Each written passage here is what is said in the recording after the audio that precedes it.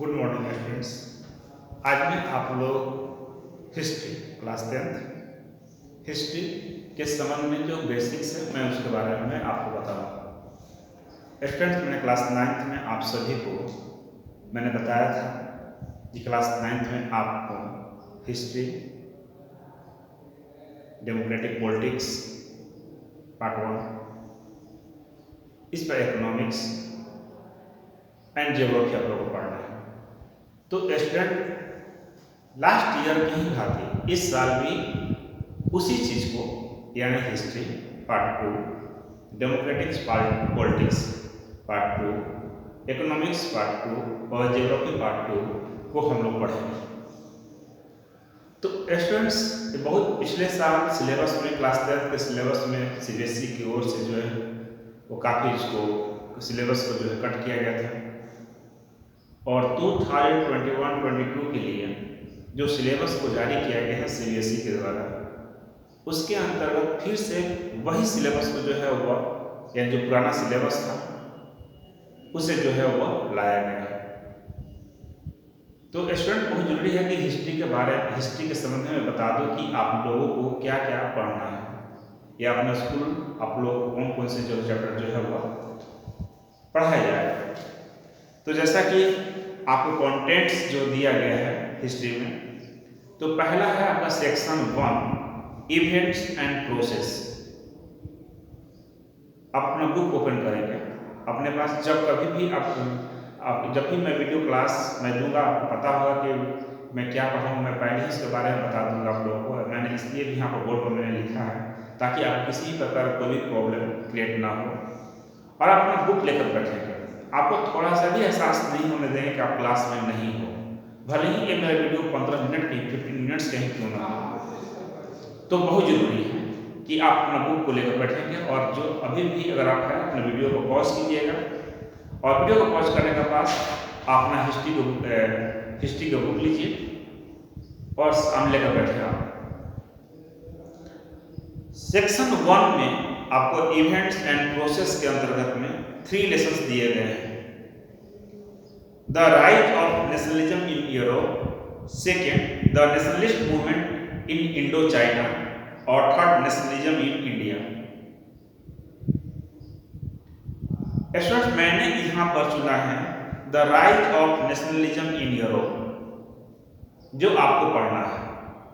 The rise of nationalism in Europe आपको पढ़ना है। मैं आपको पढ़ाऊंगा और हिस्ट्री का जब लेसन 1 चालू होगा तो rise of nationalism in Europe से ही मैं स्टार्ट करूँगा और लेसन 2 को हम लोग छोड़ देंगे यहाँ पर। और लेसन 3 में है नेशनलिज्म इन इंडिया, यानी भारत में राष्ट्रीयता या राष्ट्रवाद। तो जो सेक्शन 1 है इवेंट एंड प्रोसेस, इस इवेंट एंड प्रोसेस में 3 लेसन्स में हमें 2 लेसन को पढ़ना है, यानी 1 लेसन या chapter 1 the rise of nationalism in Europe और सेकेंड जो इसमें हमने चूज किया है वह है लेसन 3 नेशनलिज्म इन इंडिया। इसी तरह से सेक्शन 2 अपना बुक को खुल रखेंगे जहां पर आपको लाइवलीहुड्स, इकोनॉमिक्स एंड सोसाइटी, इसमें 2 लेसन्स जो है आपको दिए गए हैं, the making of a global world और second the age of industrialisation. यानी section 2 livelihoods, economics and society. तो इसमें मैंने 4 में आपको लेसन 4 है the making of global world और लेसन 5 है द एज ऑफ इंडस्ट्रियलाइजेशन। इन 2 लेसन्स में से कोई आपको एक चूज करना है। स्टूडेंट्स, मैंने आप लोगों के लिए चूज किया है क्लास 10th के इस साल के लिए the making of a global world, यानी लेसन 5 को आपको पढ़ना है। इसी तरह सेक्शन 3 है everyday life and culture and politics, everyday life, culture and politics. तो स्टूडेंट्स, यहाँ पर भी आपको लेसन 6 पढ़ना है print, culture and modern world, print, culture and modern world. तो स्टूडेंट्स, जैसा कि मैंने कहा आपसे कि हिस्ट्री में ये आपको 4 लेसन्स पढ़ने हैं और इस 4 लेसन को हम लोग स्टडी का अपना केंद्र बिंदु बनाएंगे। तो पहला जो स्टार्ट होगा वह है the rise of nationalism in Europe. Student, आप सोचो जब बात करते हैं कि हम इंडियंस हैं, जब आप कोई कहता है कि मैं जर्मन हूँ, और जब कोई यह कहता है कि मैं ब्रिटिश हूँ या मैं अमेरिकन हूँ, मैं रशियन हूँ या अदर कंट्रीज का नाम लेते हैं, तो थोड़ा सा आप सोचिए पहले इन बातों को। क्या शुरुआत में इनिशियल फेज में ये कंट्री थे या कंट्री नहीं थे? और जब ये कंट्री नहीं थे तो वहां की पॉलिटिकल सिस्टम कैसा था और किस प्रकार का था? आ रहा समझ में? मैंने आपसे क्या कहा कि आज जो आपको वर्ल्ड मैप पर जिन देशों या जिन कंट्रीज का नाम आपको नजर आता है, क्या वास्तव में वो 14th, 15th या 16th सेंचुरी में वो कंट्रीज थे या नहीं थे? अगर वो नहीं थे तो आप बताओ उनके जगह पर कौन सा पॉलिटिकल फॉर्म्स था? है ना क्वेश्चन सोचने लायक यहाँ पर। आप सोच रहे होंगे कि सर तो कहाँ लाया है यहाँ पर? तो आप पाएंगे कि अनेक ऐसे ऐसे एम्पायर्स थे, मोनार्कियल फॉर्म्स थे, जो अलग अलग क्षेत्रों में, अलग अलग एरियाज में अपनी अपनी पावर की बदौलत अपने क्षेत्र का एक्सटेंशन करके वो बैठे हुए थे, अपने राज्य का विस्तार करके बैठे हुए थे। और कब लोगों के मनों में यह फीलिंग्स आना शुरू हुआ कि हम एक एरिया के निवासी हैं और हम सभी जो हैं वो एक हैं, यानी उसमें फीलिंग्स आना शुरू हुआ कि हम जर्मन हैं, हम इटली हैं या ब्रिटिश हैं, यहाँ ये इंडियन है। एक इस प्रकार की भावनाएं, यानी नेशन स्टेट्स की भावनाएं जो है वो कब उभरना शुरू हुआ। और जब उभरना शुरू हुआ, वह कौन से फैक्टर्स थे, वो कौन से ऐसे फैक्टर्स थे जिसने नेशनलिज्म की फीलिंग्स को आगे बढ़ाया? समझ में आपको? तो मैंने आपसे कहा 3 महत्वपूर्ण बातों को मैंने आपके सामने शेयर किया कि क्या 14th, 15th और 16th सेंचुरी में या 17th सेंचुरी में राष्ट्र नाम की कोई खंड या इकाई था भी या नहीं? अगर वो नहीं था तो उसके जगह पर कौन से फॉर्म्स, पॉलिटिकल फॉर्म्स या रूलिंग फॉर्म्स वहां पर एस्टेब्लिश थे?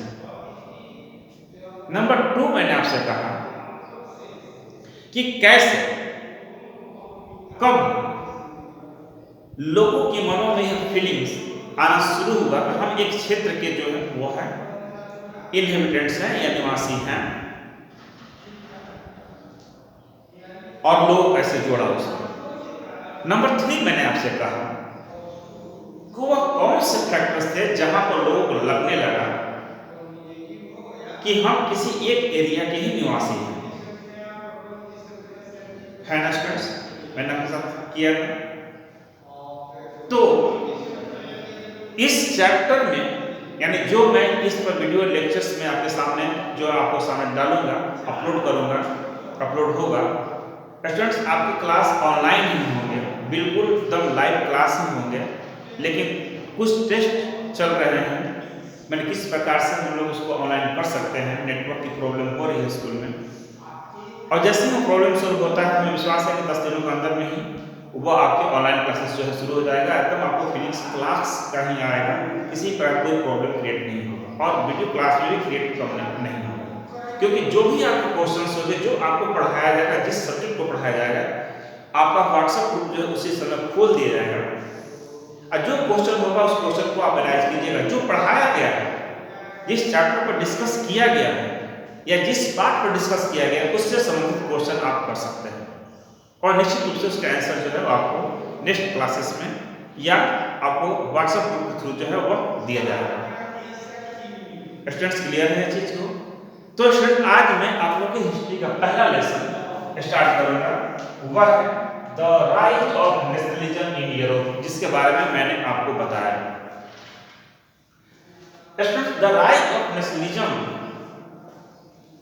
इन यूरोप, अब हमने पूरे वर्ल्ड को नहीं लिया है, हमने यूरोप को इसका एक आधार बनाया है, ग्राउंड बनाया है कि किस प्रकार से यूरोप में नेशनलिज्म के फीलिंग्स जो है वो सामने उभर कर सामने आई और कौन कौन से फैक्टर्स थे जिनको उसने प्रभावित किया।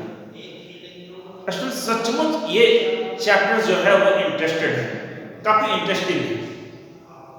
आपको सारे चीज को समझने की कोशिश करना पड़ेगा, कैसे कैसे हम लोगों में फीलिंग्स आना जो है वो शुरू हुआ। आ रहा समझ स्टूडेंट्स?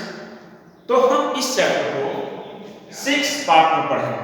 6 पार्ट में इसको क्लियर किया जाएगा और ये संभव है कि एक पार्ट पर यानी पार्ट 1, अगर मैं पार्ट 1 पढ़ा रहा हूँ तो पार्ट 1 का वीडियो जो है वह ए बी हो सकता है, ए बी सी हो सकते हैं। इसी प्रकार से अन्य पार्ट के भी video lectures A B C हो सकते हैं, ताकि आपको किसी भी प्रकार का कोई भी प्रॉब्लम क्रिएट न हो। ओके, तो मैं आज आप लोगों के साथ डिस्कस करूंगा जो पहला पार्ट है, the France revolution and the idea of nation. The French Revolution and the idea of nation, जो पहला पार्ट आपका होगा। Second, the making of nationalism in Europe। Number 3, the age of revolutions 1830 and 1848। Part 4, the making of German and Italy। Number 5, visualizing the nations। 6, nationalism and imperialism। nation and imperialism, nationalism and imperialism। तो ये आपके the rise of nationalism in Europe में ये 6 part में बटा हुआ है, ताकि आप बेहतर तरीके से पढ़ सके और तब एक एक करके आगे बढ़ा गया है, ताकि किसी प्रकार कोई प्रॉब्लम नहीं है। हालांकि मैं मानता हूं कि ये चैप्टर आपको हिस्ट्री में काफी कठिन प्रतीत होगा, लेकिन जब आप उस बुक को पढ़ेंगे और जो मैं आपको प्रयास करूंगा कि आप समझ सके इस मेथड को, तो आप थोड़ा सा इसको मेहनत करेंगे अपने घर में, तो मुझे विश्वास है कि आप इस चैप्टर को समझने में निश्चित रूप से सफल होंगे। तो स्टूडेंट्स, मैं थोड़ा सा कुछ आपको इस बुक के थ्रू मैं कुछ चीजों को मैं डिस्कस आपके साथ करूंगा आज। The rise of nationalism in Europe में Frederic Sorrieu, who was Frederic Sorrieu, आपके मन में क्वेश्चन फ्रेडरिक सोरेल है कौन? कहता Frederic Sorrieu who was a French artist dreamed of a world which was made up of what he called the democratic and social republics। Visualizing such dreams, he prepared a series for 4 prints in 1848। Actually में Frederic sorrel जो है एक French थे और उन्होंने पूरे world के बारे में विजुलाइज करने का प्रयास किया। 1848 में 4 चित्रों की एक श्रृंखला बनाई और उन श्रृंखला के थ्रू उन्होंने कुछ अपने को व्यक्त करने का प्रयास किया फ्रेडरिक सोरेल ने। तो स्टूडेंट्स, आप यहां पर यह समझें कि फ्रेडरिक सोरेल वर्ल्ड कैसे देखते हैं। कुछ एक लाइन है, स्टेटमेंट्स हैं जो आपको अंडरलाइन करना होगा, क्योंकि ये क्वेश्चन आपको फिल इन द ब्लैंक्स के रूप में पूछा जा सकता है, एमसीक्यू के रूप में पूछा जा सकता है, और या इस क्वेश्चन नंबर 3 नंबर के क्वेश्चन में भी पूछा जा सकता है फ्रेडरिक सोरेल के संबंध में। आप प्रिंट को भी देखेंगे, क्योंकि कुछ प्रिंट आपको दी जाती है बुक में, जो क्वेश्चन पेपर में डिपिक्ट जो पिक्चर आते हैं और उसका आधार पर आपसे क्वेश्चन का आंसर मांगा जाता है, तो थोड़ा सा इसको विजुलाइज करने की कोशिश करेंगे, थोड़ा ध्यान देने की कोशिश करेंगे आप लोग। The first print of the series show, यानी फर्स्ट 4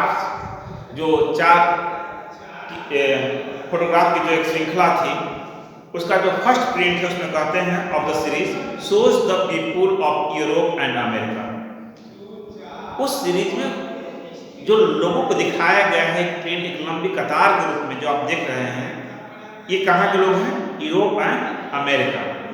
कहाँ के रहने वाले हैं? Europe and America. Men and women all age and social classes marching in long train, जहां पर पुरुष और महिलाएं जो है एक लंबी श्रृंखला के रूप में, चाहे किसी भी क्लास के हों, उनका कोई भी सोशल बैकग्राउंड रहा हो, सभी लोग एक लाइन में कतार से आगे की ओर बढ़ रहे हैं, एक समूह बनाकर आगे की ओर जो है वह बढ़ रहे हैं। And offering homage to Statue of Liberty as they pass by. और आपको एक नजर आपको स्टैचू आपको नजर आ रहा होगा, जिसका पास से ये लोग सभी लोग जो है वो पास कर रहे हैं। तो वह स्टैचू किसका है? आपने देखा है लिबर्टी, स्टैचू ऑफ लिबर्टी है। याद रखेंगे यहाँ पर स्टैचू ऑफ लिबर्टी है। You must be aware that artist of time of the French revolution personified liberty as a female figure. You can recognize the torch of enlightenment she bears in one hand and the charter of the rights of man in other. आप यहाँ पर देखेंगे कि जो आपको जो नजर आ रही है स्टैचू ऑफ लिबर्टी के रूप में, अपने इन दोनों हाथों में देखेंगे तो एक हाथों में उन्होंने चार्टर ऑफ राइट्स रखे हैं, man charter of the rights of man रखे हैं एक हाथों में, तो दूसरी हाथों में उनका इनलाइटमेंट्स है जो लोक रास्ता, लोक बौद्धिकता के बारे में बताती है। The print also shows the shattered remains the symbols of absolute institutions laying on the earth in front of the statue. Students, आप उस बैकग्राउंड में देखिएगा, जो स्टैचू के पास में जो बैकग्राउंड है, हमने आपसे कहा कि अपना बुक ओपन कीजिए और देखिए वहां पर तो बहुत सारी चीजें आपको स्कैटर्ड छितराए हुए जो है वो नजर आएंगे, जो रिमेन्स हैं खंडहर रूप में। द स्वरूप ऑफ यूरोपियन विजन्स कहता है कि the print also shows the shattered remains of the symbols of absolute institutions laying on the earth in front of the statue. जो पहले के जो एब्सोल्यूट जो एक निर्बाध राजशाही थी, निरंकुशता जो थी, उसके खंडहर अवशेष जो है जमीन पर छितराए पड़े हुए हैं। एक यूटोपियन इमेजिनेशन था, यानी कल्पना था, यूटोपियन इमेजिनेशन था। कहता द स्वरूप utopian visions the peoples of the world are grouped as a distinct nations identifies through their flags and national costume. The United States and Switzerland, which by this time had already become nation states, are leading. उनको ऐसा लगता था Frederick सरोवर को कि सभी लोग अपने अपने एक ग्रुप के रूप में, अपने नेशनल पोशाक के रूप में, अपने कॉस्ट्यूम्स के रूप में जो है अलग अलग रहेंगे, और सारे जो एंगल्स और सारे लोग जो हैं ऊपर से लोग जो हैं उनको देख रहे हैं कि किस प्रकार से ये सारे लोग जो हैं एक साथ आगे की ओर बढ़ रहे हैं। यानी एक मानवता की, एक भ्रातृत्व की भावना, जो फ्रेटर्निटी की भावना जो है लोगों में डेवलप हो रही है। तो ये फ्रेडरिक सरोवर का एक यूटोपियन विजन्स था जो वास्तव में कभी संभव होता नहीं है। आज तो आप देखते ही हो स्टूडेंट्स, किस प्रकार से लोग जो है वो आपस में जो है वो किस प्रकार से आपस में लोग जो है वो एक कंट्री के नाम पर जो है दुश्मनी पाले हुए हैं, या उनके बीच में रिश्ते अच्छे नहीं हैं, रिलेशंस अच्छे नहीं, फॉरेन रिलेशंस अच्छे नहीं हैं। हम अगर कुछ समय थोड़ा आज से जो हम कंपेरिजन करते हैं तो आपको नजर आता है। तो फ्रेडरिक सरोवर के विचार को क्या कहा जाए, आइडियोलॉजी क्या कहा जाए, उनको एक यूटोपियन इमेजिनेशन तो कहा जा सकता है, जो वास्तव में संभव कभी हो ही नहीं सकता है। तो इस प्रकार से फ्रेडरिक सरोवर और अन्य लोगों ने जो कल्पनाएं की थी, उन कल्पनाओं के बारे में हम लोग आगे इसी प्रकार से डिस्कस करते हुए चलेंगे। तो नेक्स्ट जो वीडियो क्लास जो होगा, जो मैं आपको बताऊंगा, वह है the French revolution and the idea of nation. Students, तो मेरा अगला जो वीडियो होगा आप बुक लेकर बैठेंगे, जहां पर भी मेन पॉइंट्स होगा पेंसिल लेकर भी बैठिएगा, बुक और पेंसिल लेकर बैठेंगे, जहां पर मैं आपसे कहूँगा वहाँ पर अंडरलाइन करते हुए चले जाएंगे। किसी प्रकार कोई भी प्रॉब्लम मुझे नहीं लगता है कि आपको होना चाहिए, अगर होता है जरूर आप शेयर कीजिएगा। Okay, thank you.